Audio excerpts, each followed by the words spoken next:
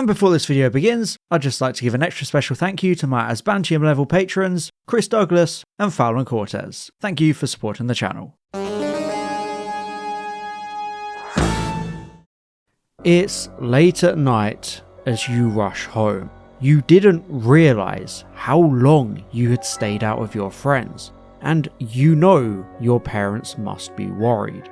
As you hurry through the quiet streets of your town, the bright stars cast an eerie glow, and you can see the forest ahead of you. The dark trees rise like spires, but you have no choice. It's the only way home. You take a breath, compose yourself, and begin your torchlit journey through the dense woodland. But not even halfway through, you stop dead in your tracks. What's that on the ground ahead of you? You step closer. It's a doll? Confused, you lean down to pick it up for a better look. But as your fingers curl around the soft fabric, it moves. You dart back, the cloth slipping off into your hands. And you never even get to comprehend what you see before you never see again. One of the most interesting and fascinating Pokemon introduced in the last decade is Mimikyu. The 778th Pokemon in the National Dex, this creature makes its first appearance in Sun and Moon as you take on Acerola's Totem Trial inside Thrifty Megamart's creepy abandoned site. As you progress through this location, taking photos of multiple ghost-type Pokemon, you follow what seems to be a Pikachu into a back room. This is Mimikyu. Unlike most ghost Pokemon, this creature is incredibly mysterious because it's completely hidden under an old rag made to look like a Pikachu, the most iconic and beloved Pokemon of all time. It's suggested that Mimikyu knows the popularity of Pikachu, which is why it takes on this disguise, as an attempt to make friends with people. Therefore, it's completely unknown what Mimikyu actually looks like, because according to the Pokédex entries, if you try to look underneath the rag or accidentally catch a glimpse of its true form, you will die a horrible, painful death. It's an incredible, very Lovecraftian approach to a ghost Pokemon. Something that can kill you simply by existing. I really love Mimikyu. This premise is so dark, but also so tragic, because it only wants to make friends and become accepted. And to make things even sadder, when it's attacked and enters its busted form, it's claimed that Mimikyu stands in front of a mirror trying to fix its broken neck as if its life depended on it. It has a hard time getting it right, so it's crying inside. It's really sad and emphasises the tragic loneliness of this creature, even if it is also very vengeful and jealous at the same time. But let's just ignore that bit because it's friend-shaped. Like with anything we don't know and can't comprehend, it's natural to speculate on what Mimikyu really is, even if seeing its true form would kill us. There are obviously a lot of theories about this. Most notable is that of Mimikyu being a Clefairy. This builds upon the very popular theory already that Gengar is actually the ghost or shadow version of Clefable, since they're practically identical. In the trial where you meet Mimikyu for the first time, the only other Pokemon you face are all from the Gengar evolution line. You face a Ghastly in the conveyor belt, a Haunter in the shopping cart, and a Gengar moving around dolls. And then, when you battle Mimikyu at the end, it calls upon a Haunter and a Gengar as allies. So it really does suggest that Mimikyu seems to have some sort of connection with these particular ghost types. Especially interesting is how Clefairy was originally planned to be the poster child of the franchise instead of Pikachu, giving us a really natural and out-of-universe connection to the Pikachu disguise. However, I personally feel like it's a bit of a shaky theory, especially since in Ultra Sun and Ultra Moon, The two allies of Mimikyu are a Bennett and Jellicent, so the whole Gengar connection is more like the Gengar line just being really cool ghosts to use. The link to existing Pokemon is interesting though, and I think it's the right direction, just the wrong conclusion. If you've spent any time online in your life and discussed Pokemon mysteries or general creepy video game things, you'll have probably heard of the name Missing No. Missing No is the term given to a glitch Pokemon present all the way back in the very original Western language Generation 1 games, Red, Blue and Yellow. If you aren't familiar with this mysterious entity, due to a programming quirk with the games, you can exploit something known as the Old Man glitch, owing its name to the Pokeball tutorial at the very beginning of the game, where the Old Man in Viridian City shows you how to catch a Pokemon. There is no data for wild Pokemon in Viridian City's grass, since you can't actually encounter Pokemon there. So the programmers used this space to temporarily store the player's name, so the Old Man name can be used as we watch him catch his Weedle. But due to this programming quirk, as long as you're in a city, that data is never overwritten. So this, combined with another quirk and oversight marking tiles on the shore of Cinnabar Island as grass tiles rather than water, means that if you exploit the glitch right, you can have an impossible Pokemon encounter on the shore of the island. Hence the manifestation of Missing No. This is simply a jumbled up collection of data treated as a Pokemon by mistake by the game. It shouldn't exist, yet because of all these programming shenanigans, it does. So you can capture it and use it in battle. However, due to it obviously not being a Pokemon and not being intended to exist at all, this causes a lot of graphical glitches, and at worst, can corrupt your entire game. I believe Mimikyu is Missing No, or at least a type of Missing No. One of the interesting, if unintentional things about Missing No is its location, Cinnabar Island. When we arrive on the island in Red and Blue, there are 5 buildings. A Pokemon Center, a Pokemon Mart, a gym, and the two most intriguing and unique to the island, Cinnabar Lab and Pokemon Mansion. The story of these two latter buildings is really interesting.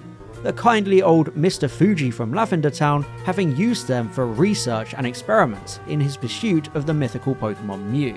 And in this pursuit, he created Mewtwo, the most powerful and vengeful Pokemon in the early lore of the games and the anime. After enduring horrible experiments and harsh treatment, Mewtwo escaped, destroying the Pokemon Mansion and leaving it in the state we find it in when we arrive. This was a place of cloning and experimentation.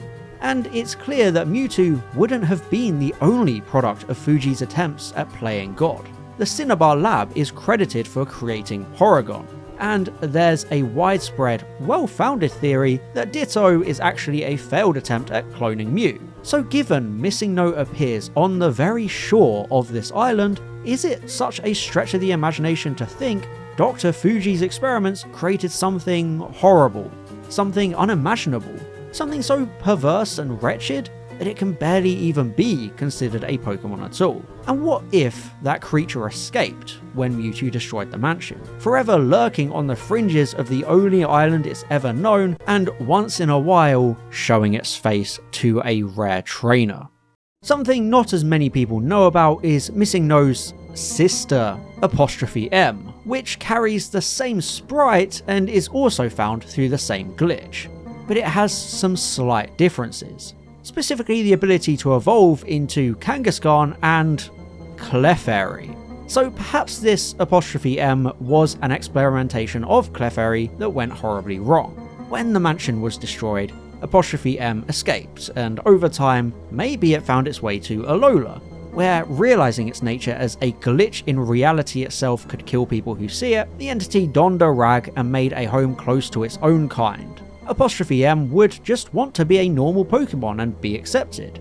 So it fashions the rag into the popular Pikachu and spirals into a panic if anyone tries to unmask it, because it knows it's an abomination that breaks reality. And it goes further. After I had already started writing this video because I had independently come up with the idea myself, I found a Reddit post by the user Wholmes exploring the same general idea I had of Mimikyu being missing no, and this user adds a unique wrinkle to the theory. In Generation 1, the ghost type is still very mysterious and isn't fully understood. You can't even see them without the Sylph Scope item. And until Gen 5, the ghost type move curse is labelled as ? Type. Missing no is also characterised as ? Suggesting it's a ghost type that hasn't properly been identified yet. Missing no is also given the joint typing of normal and bird, an unused type that only appears within the code of the game. Now, as the Reddit post points out, by the time we see Mimikyu, the fairy type has been discovered, reclassifying Pokemon like Clefairy from normal to fairy. And what is Mimikyu? Ghost/fairy type. If you were to bring Missing No into Gen 7, it's not unlikely that it would now have the same typing, further suggesting these two are the same. Case closed. Right? Alola is an interesting region made up of all these different islands that have so much history. But something incredibly interesting to note is where Mimikyu's home is. Ula Ula Island has a lot of notable locations. Mali City, Mount Hokulani, Blush Mountain, Haina Desert, Mount Lanakila, there's a lot of places to explore. But nestled almost right next to the abandoned thrifty Megamart, separated only by the briefest of Route 15, is Ether House. This is the largest of the Ether Foundation's bases on the main islands, and its main purpose is an orphanage for Pokemon and children. You know, the kinds of people who would want Pokemon companions and dolls to play with. Children like Acerola, who oversees the trial at the abandoned site to begin with, wanting to investigate the ghosts causing mischief. It's safe to say the two locations, or their inhabitants, may be linked more than we know. Let's take a look at the Ether Foundation. This is a benevolent organisation seeking to treat injured or sick Pokemon and protect them from Team Skull. However, they're not as benevolent as they initially seem, as their president Lusamine becomes obsessed with the invasive Ultra Beasts. Unlike Thickwick, Lusamine and Ether Branch Chief Faber are antagonists. Faber in particular responsible for experimenting on Pokemon and creating a beast killer to combat those Ultra Beasts. And the result of these experiments? A Type Null and Silverly, the latter of which is known by the Foundation as Type Full. This Pokemon was designed to be the ultimate life form, able to change between all 18 types. Look at that. Pokemon experimentation to create the ultimate life form. Now, where have we seen that before? Regardless of motives, experimentation is a long process full of successes and failures. Much like the idea of Missing No being part of the Mew experiments on Cinnabar Island, I put forward the idea that the Ether Foundation accidentally created their own glitch Pokemon when trying to create Type Full. And much like Missing No, seeing this creature can kill. So what if one or multiple of these failed experiments managed to escape the Ether Foundation and travelled to Ula Ula Island? They would know their creator Faber has a great dislike of children. So these lost creatures who fear Faber and want the opposite of what he likes seek love and affection from children. So they would travel to the Ether's own orphanage full of children, hoping to find common ground and acceptance there. However, even with their disguises as the beloved Pikachu, they're too creepy for children to accept. So they slink away to the nearby abandoned Megamart where they can be accepted by the ghosts within. Creatures who can't die anymore. And interestingly, in the English version of these games, Thickwick is described as being part of the Alolan branch of the Ether Foundation, suggesting that there may be other branches in regions such as, say, Galar or Kanto, the latter of which might have gathered research from the Pokemon Mansion, meaning they also used Clefairy in their experiments without realising the consequences that would have, therefore giving common ancestry to Missing No and Gengar, and thus they created what we now know as Mimikyu, a lonely Pokemon longing to be loved by children but cursed to kill anyone who sees it, because it's a glitch in the fabric of reality, exposing observers to the truth of their artificial existence and killing them. Or you could perhaps say, corrupting their save file. Mimikyu is absolutely fascinating and terrifying. It's by far my favourite Pokemon of the last 10 years, and it has such an interesting premise. The design is so creepy, a really unsettling perversion of the very mascot Pokemon built its entire legacy on. And as a fan of the terror of the unknown, I'm enraptured by the idea that we have no idea what lurks below that grubby, faded rag, a desperate attempt at fitting in. It's utterly horrifying to imagine something so cursed and so impossible that its true form quite literally kills you just for seeing it. It invokes a sense of Lovecraftian horror, creatures so otherworldly and terrifying it cannot even be described. Of course, the existence of Pokemon like Mimikyu always stretches the imagination. Like Palossand, draining the life force out of people and storing their dried up bones underneath the castle, or Drifloon kidnapping children, or Shedinja stealing the spirit of those who look inside its hollow body, despite in the games the sprite showing you it's behind, so you're just dead the moment you actually try and use it in battle. Yet you can just catch all these in a ball and then battle with them. I mean, hell, as a 10-year-old you can command an army of literal gods. So you always have to suspend your disbelief with Pokemon. Mimikyu is a prime example of this, but I absolutely love it nonetheless, and I can't stop thinking of it as a Missing No or glitch Pokemon longing to simply be normal. It's also interesting in a meta level that Sun and Moon don't have any real glitch Pokemon because of the stronger technology. They've been able to iron out a lot of those issues. So why not consider Mimikyu as one just for the fun of it? It's always fun to overanalyze these kinds of connections and look deeper at things developers never intended. It's obvious that Mimikyu was never intended to be anything other than a cool looking ghost Pokemon, but when you make these connections, when you look at similarities and extrapolate this kind of information, it creates a lot of exciting headcanon. With all the experimentation going on within the Pokemon universe, who says Mimikyu can't be the Ether Foundation's own Missing No? A similar failed experiment during the pursuit of ultimate power, except one that has been able to assimilate much better to the world and hide its reality-breaking appearance so it can maybe, just maybe one day be treated with kindness and friendship. The kind of treatment Missing No and ''M were never fortunate enough to find on the shore of Cinnabar Island all those years ago, because they were cursed into a life of eternal loneliness despite being experiments on Pokemon that knew love and friendship, and as these horrific abominations of code, they can no longer have that unless they disguise themselves. I hope you enjoyed this video. I would love to make more Pokemon theories, no matter how far-fetched they may be. Haha, he made the joke. So let me know if you have any you'd like me to explore. Thank you very much for watching, and as always, I'll see you in the next one. Bye bye.